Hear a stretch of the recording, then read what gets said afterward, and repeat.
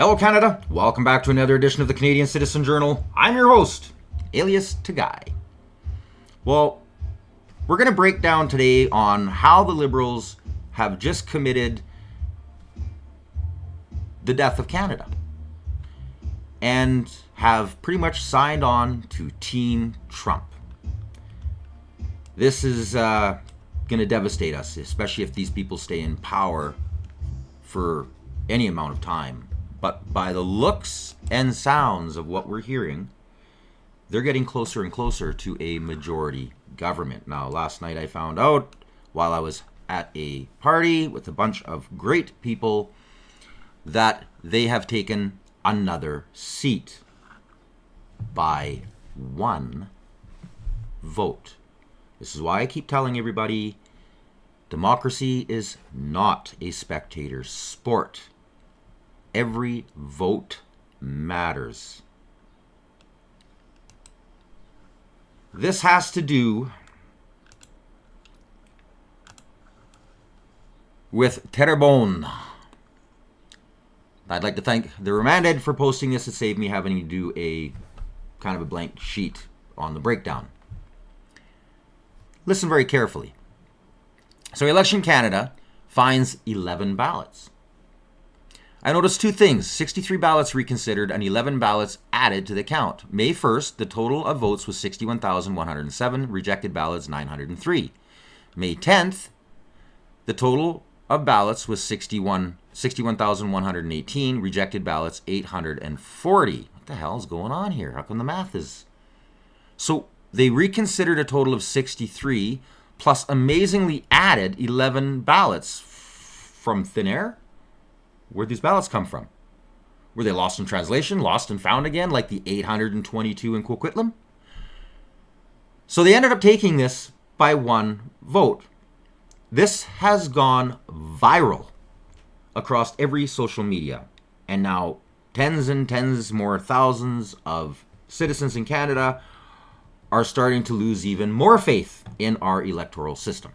Now, of course, if you are a fan of mine and a subscriber, which if you aren't, I urge you to like, share, and subscribe. And if you have, and I know it's kind of everybody's broke, but to donate to the channel, that would much be appreciated and keep us going. I don't make anything, by the way, on this channel. I don't have enough, let's just say, subscribers and views yet. It takes a lot. But today, I'm just going to break down and show the evidence on why Trump helped Carney win the election. And now, of course, like I was saying, if you watch my show and you are a subscriber, you already know the propaganda arm of mainstream, they are the largest tool for this fascist government. If it wasn't for them and their lies, mostly hiding the truth from Canadians, we would not have seen the Liberals take power. But they refuse to do their job. And even though independent media is growing, we are now under a major threat, because now that these Liberals, especially if they get a majority government, will finish passing the rest of the censorship bills that were left on the floor during prorogation. So I urge you, like, share, and subscribe and get the word out. Hopefully this government will fall. Hopefully it's a minority and they do fall, because if you share, a lot of these scandals that we've been reporting on previous episodes will get out and people will start to realize what they've done. Now, as to Canada's 51st state that we are now part of and the death of the auto industry. So if you're in the auto sector and you voted for a Liberal or a NDP,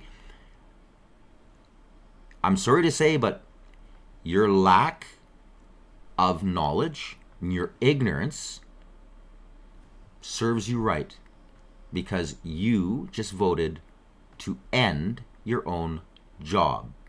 And for all those union reps that were pushing for the Liberal vote, you're a bunch of idiots. Sorry, so sorry. Just the facts, just the truth. Let's just start with this as a reminder. I'm pleased to announce that we're moving forward with a regulated sales target that requires at least 20% of new vehicles sold by 2026 to be zero emission, increasing that to 60% by 2030 and 100% by 2035. Regulated sales targets mean the increased supply of zero-emission vehicles across Canada. And when we look at similar measures already in place in British Columbia and Quebec, we know this works. A Canadian-wide sales target will give private investors the confidence to build out the national charging infrastructure and making it just that much easier for consumers and businesses to make the switch. This is Canada. And by the way, they wanted to speed it up, and Carney would like to have this done by 2030.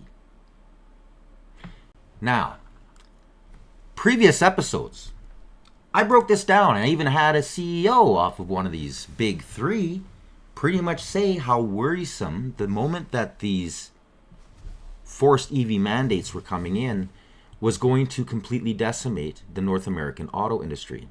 And there was a few reasons behind that. Number one, the cost, the energy costs for them to produce the materials made the materials way more expensive here than they were in China, which, by the way, builds another coal plant. I think it's like every 6 days they roll out another coal plant. As well, there was no infrastructure here. So there was going to be mass amounts of push towards infrastructure within the cities, which would have first hit their small vehicle sales. This would have crushed the auto industry. The largest selling vehicles that they have are the passenger class models. And their biggest competitors are the Asian market. Now, if you pass that EV mandate, they would not be able to produce anything competitive to the Chinese, to all of the Asian market. They knew this was going to destroy them. They begged and pleaded, and there was only one party that listened, one man in particular. And the reason he jumped on board is because he was also fighting for the oil and gas sector. They want to continue what Tides and the Sierra and the rest of these non-GEOs down in the States have been doing to Canada for decades, which Vivian Krause does a great documentary on. I will be doing an episode on this here in the future because Western separation is gonna happen. It's the numbers are ecstatic. It's everybody's jumping on board. More and more people are realizing it, and every time that, like today, another seat gets taken, more fear, more realization that the West has no control. Now, anyways, back to the no pipelines. Organizations have been infiltrating, and they are actually part of the Liberal. They help the Liberals get in power. The new Trudeau Liberals get in power. And they've been trying to convince people, like the ones that they gave money to, previous episode on the Indigenous Chief Allen, taking money in order to make it sound like Canada's oil is dirty and blah, blah, whereas in the truth of the matter is we have the cleanest energy on the planet. And we lead the world in not only work ethic, workers' pay, coverage, and the actual amount of emissions that are produced in manufacturing oil, from drilling it right out of the ground to oil sands, right to being pushed into your tank or poured into your engine. Now, Trump had aligned with these people, and he's right on board with making sure Canada does not get our products to market. This keeps him and all the rest of the oligarchs down in the States filthy rich and crushes Canada. Now, the auto big three have been talking because they're obviously part of this food chain of gasoline, oil. Canada, on the other hand, has been doing the exact opposite. I'm just going to show clip by clip by clip, and it's not just the auto sector. We're talking about thousands of different little businesses that add up to tens of thousands of people in the states that are going to maintain their jobs, get more jobs, as well as use the energy that they're going to be producing at a lower rate, which drops the price of their commodities down, their actual products down, which then increases the profits for the big companies, the oligarchs, and helps out the people who work there. And guess what? Canada isn't in there. Our government wants to crush us. Let's start off with Trump's first day.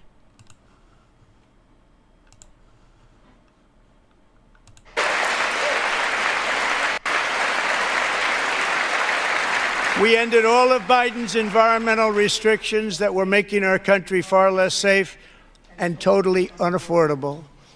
And importantly, we ended the last administration's insane electric vehicle mandate, saving our auto workers and companies from economic destruction. Now, it's pretty much right there in plain English. There's your reason. The auto sector was already dying in Canada. And it was already dying. Because our government at the time was still pushing through this EV mandate. And now a lot of the big businesses were holding off because if a conservative government would have got in, it would have taken the stress off them and there wouldn't have been a reason for them to start shutting plants down. But as the polls started to show more and more that all of a sudden the Liberals were going to maintain power, you started to see them laying off and closing factories. This is all tied into the Liberal Party, people. This has nothing to do with the tariffs. The tariffs are just a mild incentive. I have talked about this on previous episodes. Check it out. They were sweeping the floors off of the old, burnt down and abandoned warehouses in Detroit. And Motor City was a trending word again. Because they knew once Trump won, the auto sector was saved down in the States. Now, whether or not Canada was going to save theirs was all up to the people in this election. This is why I need people to like, share, and subscribe and get the word out.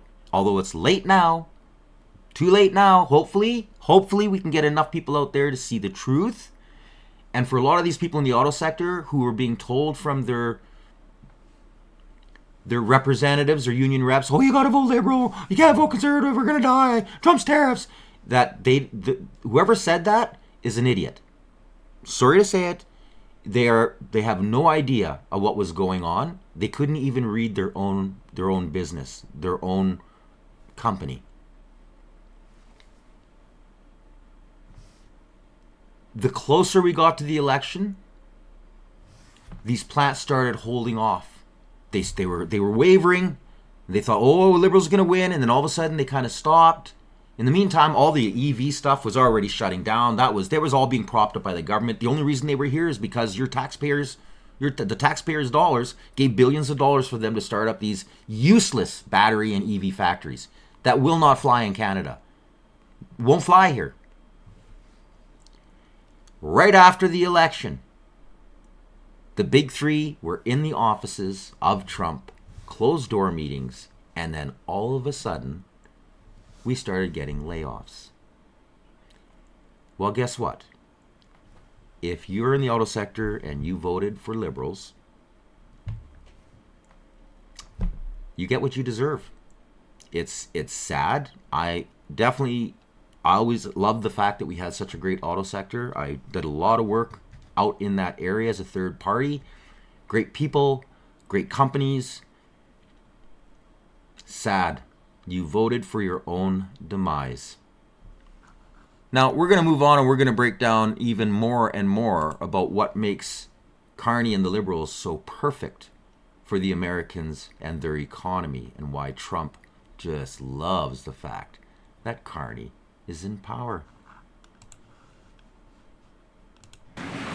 Thank you very much for being here. We have largely an energy group today. We're looking to be very energy dominant, and we will be in a very short order. These are great professionals, but before we do that, we'll be signing an executive order having to do with COVID and schools. Lindsay? Yep. So this first executive order, it prohibits federal funding for COVID-19 mandates, vaccine mandates in schools. Okay, and that will meaning they want to clear that up, Yep. the discrepancy. So any schools Okay, that... so I probably should have muted that. Let's see if I get taken down. I get deplatformed all the time from YouTube and other social media because I don't like being censored. I don't think it's right that I should be censored, especially when you have fact-based information like this that comes out that backs it all up. More and more of these studies have been coming out. There are piles of this hugely influential Wuhan study claiming that the pounds saved millions of lives has been torn to shreds. In other words, it didn't. It's all fake information, and more evidence of this is coming out. Yeah. Anyways, as always, I post all of my information, and this is a great article because in the article you can actually go right. They have links right in there that takes you right to these studies, right from the doctors, the actual people who broke it down and went, you guys and all you governments that force this are idiots. Now, to what he had first said about the energy is a big one, a very big one. But we're just going to keep moving on and break down more and more of these one by one by one. Okay. Okay, and here is an executive order establishing the National Energy Dominance Council. So that will be chaired by the Secretary of the Interior, Mr. Burgum, and the Vice Chair, Chris Wright. And so this will reduce costs with respect to energy, establish American independence with energy, and also unleash energy dominance. Good, thank you. And this is a big deal. We have more energy than any other country, and now we're unleashing it, to put it nicely. And now he does, because with Carney in, he has made sure the tap is off here in Canada. Listen carefully. And I'd like to ask Doug, you're going to be heading it up. You and Chris, would you say a few words about it, please? Yeah, absolutely, sir. Good afternoon. President Trump wisely understood that under the Biden administration, there was a... Now, we'll dig back into this here in a little wee bit. I just wanted everybody to be reassured by what they voted for. Speaking in Winnipeg, talking about the need to diversify trade again, to build up our economy, to build up good jobs. Mark Carney was asked about Bill C-69, and he was clear. It's not going anywhere, despite the court saying it's unconstitutional. How do you reconcile keeping Bill C-69 with your plans to build infrastructure in Canada? Do you plan to repeal Bill C-69? We do not plan to repeal Bill C-69, to answer your question directly. What we have said and made very clear 10 days ago, formally with the First Minister's meeting, is that we will move for projects of national interest to remove duplication in terms of environmental assessments. Blah, blah, blah, blah, blah, blah, blah, blah, blah. It's unconstitutional, and he still isn't going to remove it. This, he might as well be working for the Tides or for the Sierra Club. He might as well be working for all of these outside... Oh, right. He is. He is. Why? Because Brookfield is invested. Previous episodes, I was one of the first people months ago to expose Brookfield and what they were doing. And by the way, the only pipeline that the Trudeau government built, who's the largest investor? Brookfield. Previous episodes, people. Let's just keep going. We're just going to keep breaking this right down. Oh, Canada, what have you done? Well, we have more oil and gas than anybody else in the world. We're opening up ANWR again. As you know, we got something Ronald Reagan couldn't do it. No president was able to do it. I got it. And the first week in office, the Biden administration terminated that. ANWR is the biggest site, probably bigger than Saudi Arabia. We don't know yet, but it's of that size or bigger. And we hit gold, and I call it liquid gold, but we hit gold, and for whatever reason, they terminated it. and we were just ready to start utilizing it. This could take care of all of Asia, energy-wise, very close to Japan. In fact, Japan wants to go and be our partner doing the pipeline going right into the ships. So they expressed tremendous interest. So did Prime Minister Modi of India. And just in closing, both Prime Minister Modi and the Prime Minister of Japan, both very good people, they said we couldn't make a deal. We couldn't get any energy. I mean, you wonder what was going on with our country. They couldn't make a deal to get any energy from the Biden administration. They just couldn't do it. There was nobody to deal with. They didn't know how to go about it. Sound familiar? Yeah. Sounds familiar, all right. Ryan, last year, Japan and Germany both came to Canada to ask our Prime Minister to keep them warm in the winter, sell them LNG. Our Prime Minister just said, no, business case, didn't discuss with anybody. No, we aren't doing it. Qatar and Australia are making billions of dollars selling clean energy to Japan and Germany, and Canada's left out.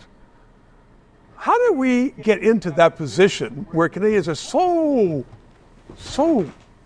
comfortable with getting screwed over by the Prime Minister? You know, my words. There's several facets to answer that question. The first is the vilification of fossil fuels outright. The claim that they are at the root of all evil, despite all the evidence of fossil fuels contributing to the prosperity of humans since the start of the Industrial Revolution. So yes. Number one is the vilification. Well, that is starting to change now, but it's a slow change. It's a very slow change.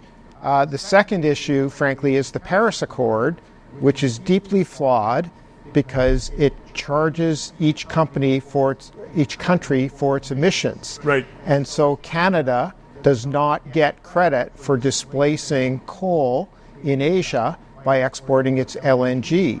And the Paris Accord, in my view, is fundamentally and irretrievably flawed, and yet we dogmatically cling to the target set forward in that accord. By the way, that's another thing Trump did. I think that was his second day. They got out of the Paris Climate Accord. It would save them over $1 trillion within the first year and a half with the policy changes. This is crushing Canada. Let's just keep on going. Thank you very much. We have some executive orders that we're going to be signing right now that are very important. They're really redos from some horrible mistakes made by Biden and his group, and we're changing them back so that we can lead a normal life, a good life, and they're actually very important. And from the standpoint of lifestyle, they're very important. So I'd ask Will to maybe explain them, and we'll ask some of our congressmen and senators to say a few words, please. Yes, Mr. President. As you said, we have 4 bills for your attention today. These are bills that have been passed by Congress. In the closing days of the Biden administration, they pushed through a large number of rules and regulations that really hurt ordinary Americans, including in their own homes. So the first of these is HJR 20. This is a bill. This is all a series.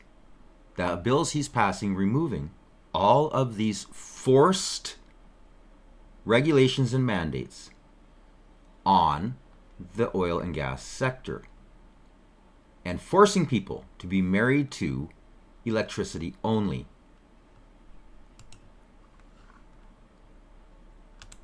So perpetuating falsehoods in reality, I just want to do a little bit of math for the honourable member across. The government has said they're going to give $10,000 to provide heat pumps. I'm not sure they've actually done this math, because there's probably, by my calculation, maybe about 400,000 homes in Atlantic Canada that will need heat pumps. 400,000 times 10,000 is $4 billion. That's just in Atlantic Canada. And there are needs across the country as well. So one of the things that has not been talked about in this whole proposal by the government is the actual cost of this heat pump subsidy that they're talking about. We're talking potentially billions of dollars, and nobody's talked about that. I'm not sure that they even know that math. So, Madam Speaker, just wanted to get that on the record and maybe invite them to do a little bit of homework on that side of the page. Now, what company owns the two largest producers of heat pumps? Previous episodes. Brookfield. Billions of your tax dollars to put in a, not to say that they don't work, they work.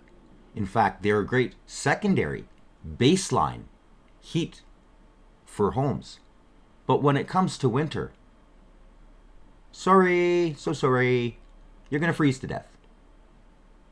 They don't work in Canada.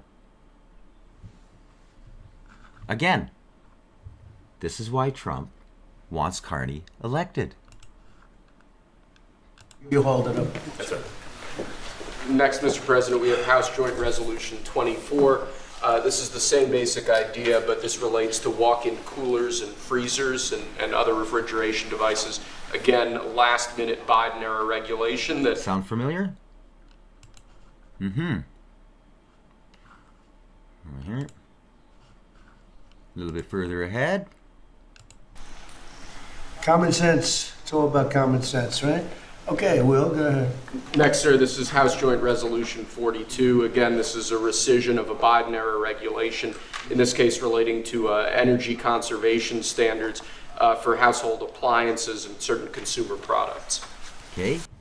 So those were both two separate bills. They needed to do it separately in executive orders because the way that the bills were set. So he needed to write an executive order for each one. This is dealing with household appliances and industrial as well. So not just consumer. You have to do one for consumer and one for businesses. And in the meantime, you have Carney. But what he has pledged today is yes to get rid of the carbon tax, but he says it would be detrimental to get rid of it and do nothing. He has other measures in place instead. Instead, what we'll do is create a system of incentives to reward Canadians for making greener choices. So it means that you'll no longer have to pay more to fuel your car or heat your home. But when you choose an energy-efficient appliance or an electric car or home insulation, you will be rewarded, and we will get the big polluters to pay for it. So if Mark Carney is named Liberal leader, how would he get the big polluters to pay for it? He says he would establish a new consumer carbon credit market on big businesses with high pollution levels, essentially making them pay carbon credits and essentially paying for those incentives like electric vehicles, home retrofits, things like that for the average everyday Canadian. One other point we should note, he also mentioned that if he were to become the Prime Minister, he was asked what riding he would decide to run in. He said which we already know about the ridings. So there you go. He didn't get rid of the carbon tax. He fooled the fools. He fooled the people who are married to the brainwashed television of mainstream. He says it clear as day. Mainstream just tries to put it very politely and make it sound like, oh, but now you're not going to pay for it. Isn't that the same thing they said with the consumer carbon tax, which I've shown on previous episodes? Perfectly co-aligned with all of the rising costs that we had. The second that they got rid of it, guess what? All the prices started to come down with perfect tune to what we were paying on the consumer side. Now he's just going to say, don't worry, all good. The top big businesses are going to get the tax on it. You're not going to pay for it. Really? Really?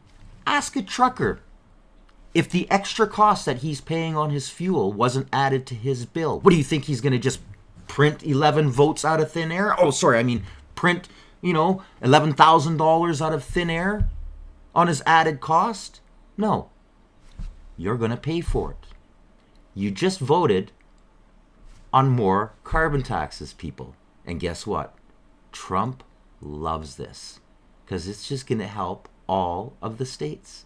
It's going to help keep the Republicans in power. The job growth, their dollar growth, their business growth, everything. Liberals just voted for Trump. And we're just going to keep going. We're just going to keep on going. Okay. And lastly, sir, we have House Joint Resolution 75. Again, this is a rescission of a Biden-era regulation, in this case relating to energy standards for commercial refrigerators, freezers, and refrigerator freezers. Jeez. Doesn't that sound familiar? What was that scam? What was that We begin scam? tonight with accusations of an uneven playing field when it comes to the benefits of going green. Loblaws, the country's biggest grocery chain, was one of a select group of companies that competed for funding from the feds. $12 million to install energy-efficient refrigerators. Tax dollars. For a corporation that made $800 million last year, owned by the Westons, one of Canada's richest families, worth $13.5 billion. As CTV's Molly Thomas reports, a lot of taxpayers are finding the handout hard to stomach. Canada's largest retailer is at the center of massive backlash. Today, Ottawa was forced to defend its decision to give Loblaw There's the millions climate of Barbie dollars herself, to go green. Mrs. Airhead. By changing how they cool their products, it's the equivalent of taking 50,000 vehicles off the road every We single found all this. This is all BS. Everything she said, it's all BS. It's all BS. Let's just keep on going. Let's hear it right from Carney. One of the challenges... The economic crisis was brought on by former Prime Minister Justin Trudeau. Now, I'm playing this because we found out that, well, Canada is doing very poorly. So I'm just going to start off with this first, and then we'll go back to Carney. 1,000 jobs. Ontario, a net loss of 33,000. Are those numbers as scary as they appear? They are. In fact, they confirm some of our worst fears about the impacts of Donald Trump's tariffs. Now, this has nothing to do with Donald Trump. A small percentage of that, what are we at? 700 jobs right now that have been actually lost? That's it. Only 700.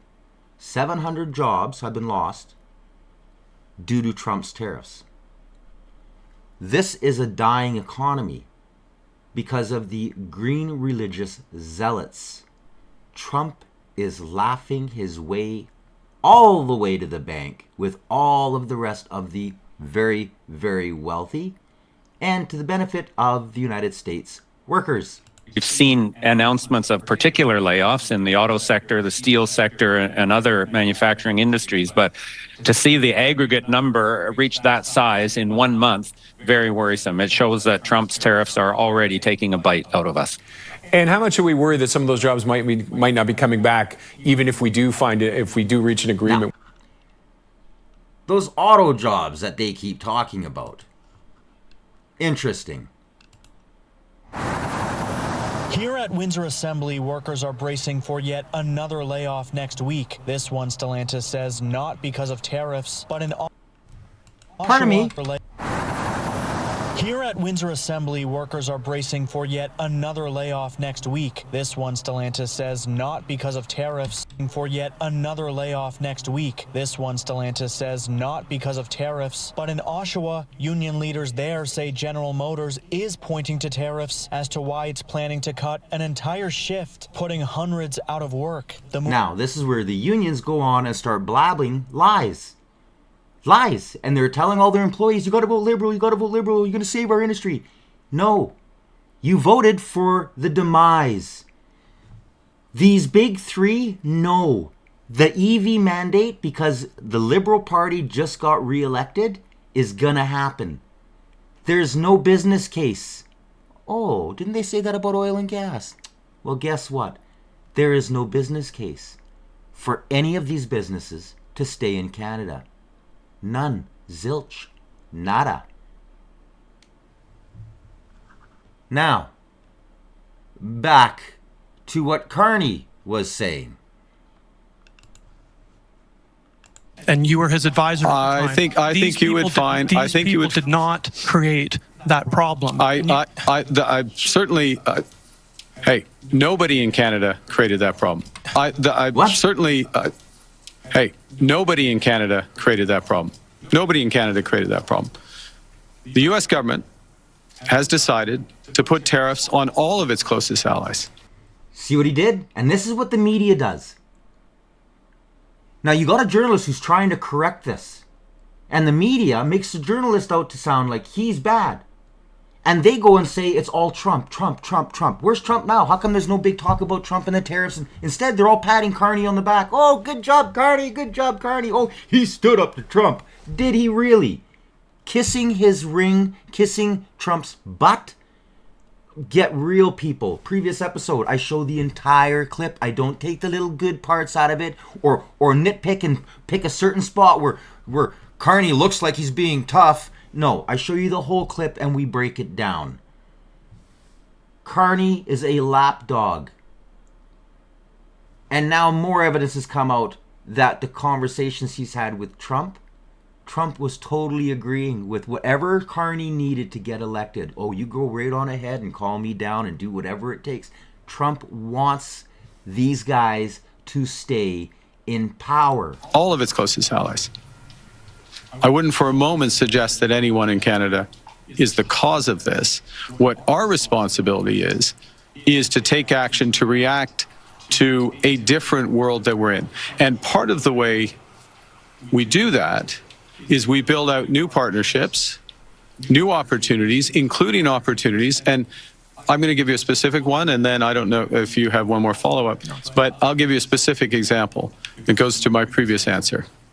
Something I also discussed with the Premier this morning, which is Canada has many advantages, and one of them is in critical metals and minerals. One of the issues is how are we going to develop the trade routes and the trade corridors rapidly in order to export those critical metals and minerals? And who are our clients for that? Who are our customers?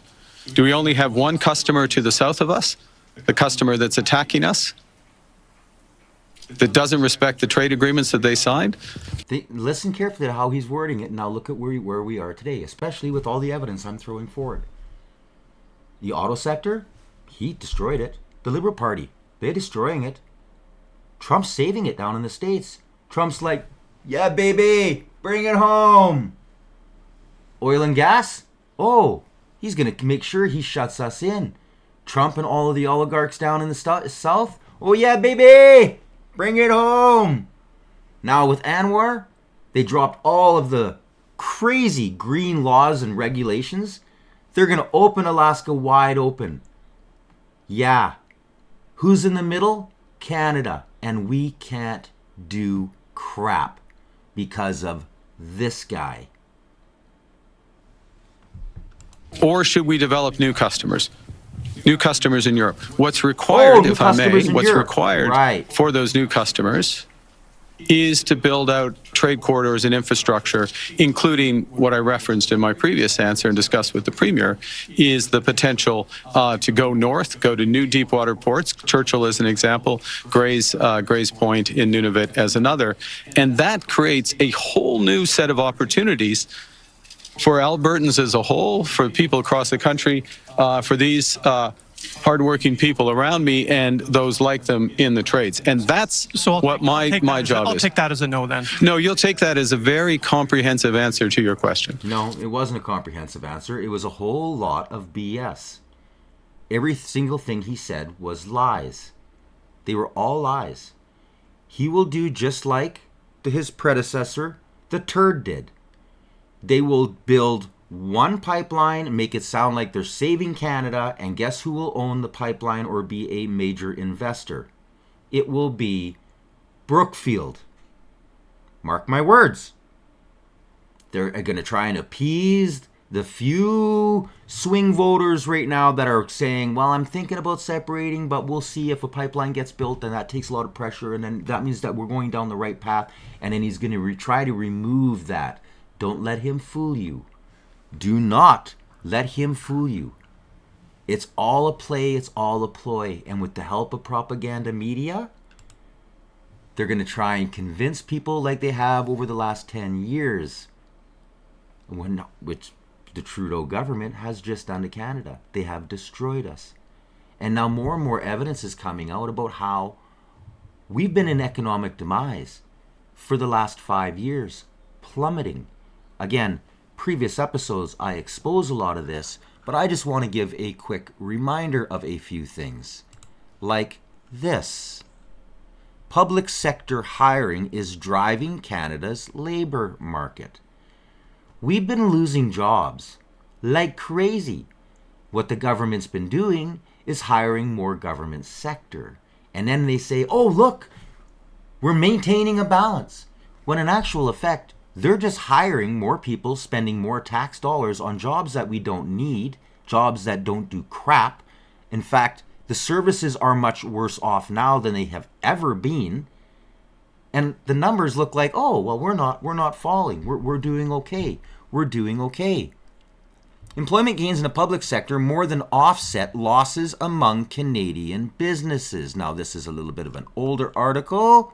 This one was from March 8th, 2024. There were a lot of these warnings that were coming out. Then you get this one, November 27th. Government job growth rate in Canada vastly outstrips private sector. These are all warnings. These are all warnings. They're trying to tell people out there that look what's going on here. And I'm sorry I left my screen on. I'll show you the first one again. This is the Financial Post. This is the one from March of 2024. Public sector hiring. This is the one I'm reading to you now. This is from November 27th. There's actually been a few people who are being outspoken. When I find the interview, I've been trying to look and I can't find that original interview where the guy actually compares the numbers and explains in perfect math how the government was purposely manipulating the job numbers. Yeah, especially because we know that EI is how they use as a main counter. And when you're not on EI anymore, suddenly you don't count as unemployed. Canada's unemployment rate is hovering closer to 18% or higher. This is all propaganda. These people have been warning and warning and warning.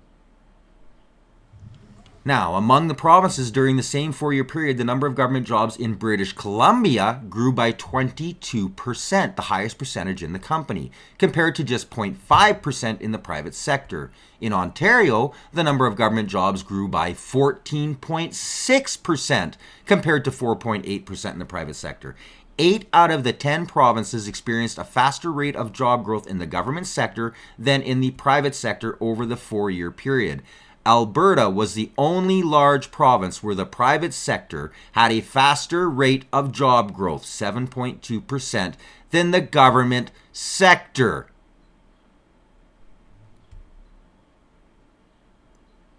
Are you getting all of this, everybody? Make sure you like, share, and subscribe. This is why the numbers are twisted. Think of the politicians that are trying to save their jobs.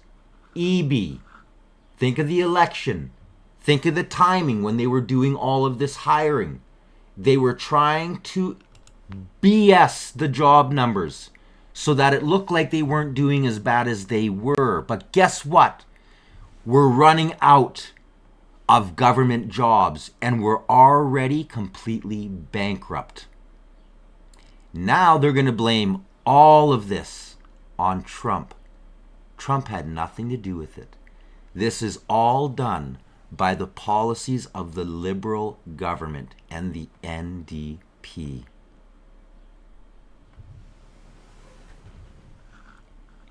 That's just the facts, people. Just the facts.